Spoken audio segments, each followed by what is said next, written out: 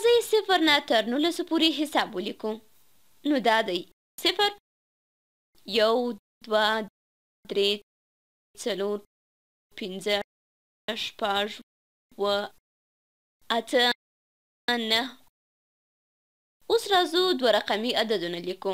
نو لیکو چې 10 11 12 13 14 15 16 17 18 او 19.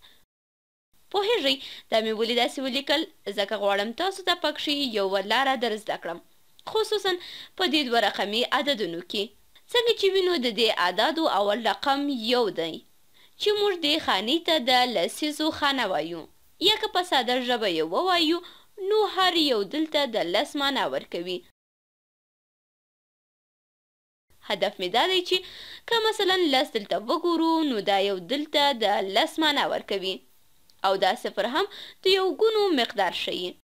نو 10 مساوي دی په 10 جمع 0. ښه نو دا خو ستونزمن کار نه دی ځکه چې هر عدد جمع 0 بیرته خپل عدد کیږي. ښه نو 11 مساوي کیږي له دا ژیړ رنګ 10 ګونې ښیي، او دا بل رنګ هم یو ګونی، او دلته په 12 کې هم ژیړ رنګ 10 ګونی ښیي، او دا 2 هم 2 یو ګونی. یا ویلی سي چې دا ژیړ رنګ موږ ته 11 ګونی ښیي چې 10 مو دلته لیکلي، او دا هم 2 یو ګونی دي چې دلته مو 2 لیکلي. همداسې مخته ځو، تاسې به هم لاره پیدا کړې. نو 13 مساوي کیږي له 10 جمع 3، 14 مساوي کیږي له 10 جمع 4،